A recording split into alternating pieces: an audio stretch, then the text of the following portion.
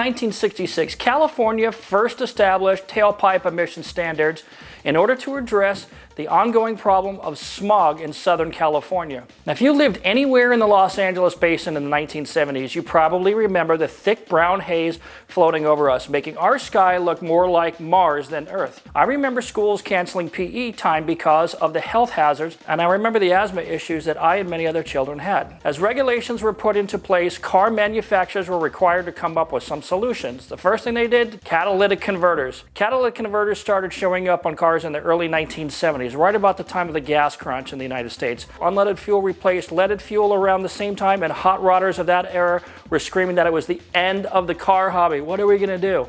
But it wasn't the end. Ford's E4 ECU caused great concern that it would be the end of the car hobby several years later. It wasn't. Onboard diagnostic systems and the earliest check engine lights first appeared on cars in the United States in 1988. In 1996, the OBD2 system was supposed to be the end of the car hobby and modifications. It wasn't. In 2006, Governor Arnold Schwarzenegger signed Assembly Bill AB 32, a sweeping set of regulations designed to reduce greenhouse gases from motor vehicles. Now, there's some hysterical irony there, given the fact that our governor was well known for driving his giant, gross polluting Humvee, which got about 8 miles to the gallon. And as what has become a consistent theme for government officials in this country, they continue to create laws that apply to citizens, but not to them. And that's the same pretty much around the world. While citizens of the world are forced to move to hybrids, ULEV vehicles, PZEV vehicles, SULEV vehicles, and EVs, all of our electric officials are still running around in Escalades, Suburbans, or other land yachts that get 7 miles to the gallon. Rules for thee, but not for me, as the saying goes. Here in California, up until recently, we used to have biennial smog checks. For low-income families who rely on their cars, which are usually older and in disrepair, this was a financial burden for them, especially if their car couldn't be smogged. But starting in 2019, if your car was less than 4 years old, you could pay a smog abatement fee instead of getting a smog check for the first 8 years that your vehicle is registered.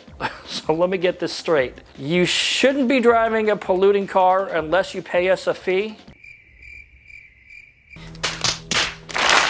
Maybe it's not about the smog. Today, any vehicle 8 years or older still has to get a smog check every 2 years. But in July of 2021, Californians were shocked with this. The California Bureau of Automotive Repair, or BAR as locals call it, started enforcing a policy focusing on computer tuning in today's computer-controlled cars. Essentially, if your car has any kind of ECU tuning done that hasn't officially been reviewed and approved by CARB, your car will fail a smog test and cannot be registered. Any modification to a car's engine or related systems must be certified by CARB and must be assigned an exemption order, commonly called an EO number, and it's been this way for many years, decades in fact. With the announcement that CARB will be checking for any ECU tunes, hobbyists are again freaking out, and companies that sell tuning products are scared that they may be ultimately driven out of business. SEMA, the Specialty Equipment Marketing Association, which is a nonprofit that does many things, including ensuring the prosperity and survival of the automotive aftermarket, has now stepped into the fray. SEMA's Director of Emissions, a fellow by the name of Peter Tredet, said some people are likely fearful of or ignorant of the process of EO certification, while others are willingly belligerent when it comes to the rules. Those in the latter category, particularly those involved in the diesel truck tuning scene, are largely responsible for the new rules. These are his words, not mine. In case you missed that, let me say that again. The diesel truck tuning crowd played a big role in the crackdown on ECU tunes. That's right, the Rolling Coal Posse messed it up for everyone, and diesel tuning shops have been shut down or fined literally millions of dollars for their actions in recent years. Why single them out? I guess because you can see the black smoke for a country mile, I suppose. But if I'm being honest, there's plenty enough blame to go around. A lot of people have been doing it for a very long time and getting away with it. The other thing is, petulant showboaters at car shows who rev their beat-down 15-year-old VQs, owners of straight pipe cars who simply cannot resist bouncing off the rev limiter, and those with pops and bangs tunes certainly haven't helped to portray the automotive hobbyists as law-abiding citizens. I'm not singling anybody out, I'm just saying none of this is helping. And so we all suffer for the actions of a few, which is an age-old story, right? But before you say, well, it doesn't affect me in my state, well, maybe not yet. But what happens in California invariably spreads like herpes to other states. It's already happened in many other states, and it will continue to get worse. The SEMA executive I just mentioned explained that only a tiny number of California vehicles are likely to be in violation of the new rule. What? Basically, he said that BAR shared data with SEMA, estimating that out of the roughly 1 million vehicles that undergo smog testing each month, only around 150 to 300 cars are expected to fail due to an illegal ECU tune. Well, that may be true, but I can tell you this, that if you go to the Cars and Coffee event that I go to every week, there's about 3,000 cars there, and I can probably promise you that at least 500 of them are rolling dirty, and probably many, many, many more. So those are the ones that got caught. So before you say, hey, I'll just register my car in another state like Montana or whatever, CHP is hip to that. Hello, sir, I see you have Montana plates. Why do you have a California driver's license? And your car is registered in Montana. Please step out of the car, sir. Old trick, and the CHP is hip to that. But while it's possible to have residency in 2 states, your car insurance company needs to have that information because your car rates, your car insurance rates, are based on this information. Where is your car garage? The simple fact of the matter is that regulations will be tightened to a point where almost no tuner companies will be able to afford to go through the comprehensive and expensive process of CBAR certification process. It's getting very difficult for these companies. In the old days of companies labeling their parts off-road use only, wink, wink, are over, and some tuning companies are just basically leaving the state physically, and others won't even sell certain parts to California anymore. There's more information at this link. So if you think that the California smog police are getting to be like the Gestapo, we actually have it pretty good here. How can I say that? And it pains me to say that. Let me tell you about some car modification restrictions in other countries. Austria, you have to submit an application for what you want to do, show them what you change, and then they can either accept it or decline it after an inspection. Not terrible. Brazil, modifications are generally allowed, but must be inspected for safety. Okay, I can get behind that. Imagine if we have common sense rules like that in this country. Canada first, a country so stringent on face masks, pretty much anything goes with car modifications. But ride height is something that Canadian cops seem to care most about, which is interesting. Maybe because the roads suck there. England's car modifications aren't overly restricted per se, but your car insurance is. Car insurance rates are tied directly to your list of modifications. The more you do, the more you pay. Why? Because each and every mod must be reported to your insurance company. If you don't, your policy might be voided if you're found to have an accident and you didn't report the mods. Want to add a supercharger or a turbo to your car? Get ready to pay. Your insurance will go up as much as 132%. If your insurance was 494 pounds or euros or pints of Guinness or whatever currency you guys are using over there after Brexit, your insurance after adding that supercharger or turbocharger would be around 1,146 pounds, euros, or pints, whatever. Even adding racing stripes drives up your insurance up about 30%. I'm not kidding. Google it. Wow, when did Britain vote to allow insurance companies to rate customers? Oh yeah, now I remember. Britain hates cars and wants everyone on buses or on bicycles. Apparently, the more you do to your car, the greater the chance that the car was going to get nicked, because most people in England don't have garages. I have one question for you Britons. Your country has existed for what, over 1,000 years? Have you not had the time to build some bloody garages by now? Stop parking on the street.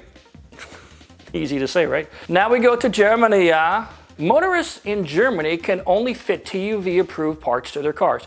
TÜV stands for Technische Überwachungsverein and translates to Technical Inspection Association. In other words, any part that you want to install must have TÜV certification for that exact part on your exact year, make, and model of car.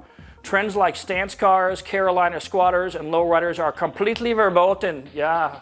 But in Germany's defense, they're keeping cheap Chinese crap off the cars and making the roads safer, so it's hard to find fault with those set of rules. Greece, no modifications allowed. If your car is found to have modifications, no questions asked, they just grab the car and tow it away immediately. Israel, my friend Shahar moved to America from Israel. Why? Any car modifications in Israel are strictly forbidden. It's even illegal to change your wheel size.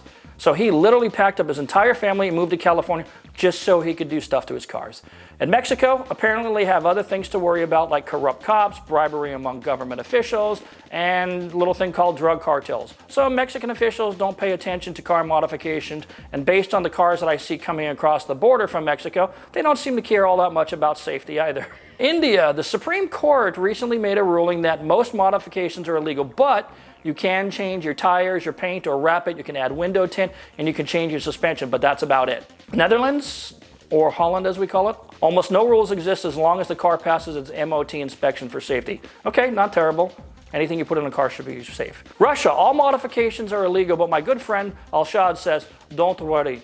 You just need to give Palitsa some vodka or rubli to make bribe. Sometimes it pays to live in a totalitarian oligarchy, doesn't it? But it's kind of sad when Russia enjoys greater freedoms than we do here in America.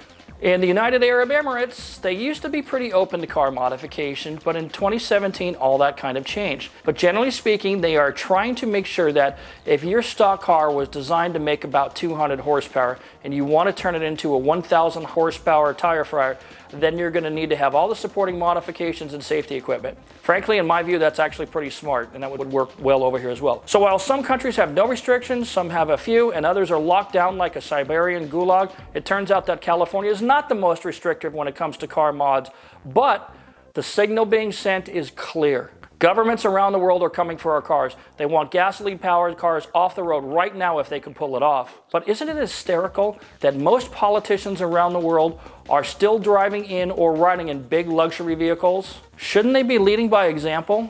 The problem with humans on this planet is we continue to allow government officials to make rules from which they're exempt. So while most reasonable people agree that reducing pollution is necessary and a good idea, the small size of the automotive hobby should not be so harshly regulated. Perhaps the compromise is restricting annual mileage and paying a fee for the privilege of having mods on your car based on your actual emission output. There's probably no chance of having this kind of thing happen, and so we can probably expect further crackdowns to a point where this hobby no longer exists. SEMA hasn't brought this option that I just suggested to the California State's legislature as far as I know, and so I have to wonder if SEMA really has any power to do anything but beg. And to be honest, it's always been illegal to alter or remove smog or emissions controls. So while there has been no new law addressing ECU tuning, this is a new way of checking for violations and enforcing the rules. These are interesting times, my friends. My advice, go buy the car with the most factory horsepower that you can afford and enjoy it until all gas stations are extinct. That's going to be it for this episode, everybody. Thanks so much for watching. Tune in again next time. We'll see you later.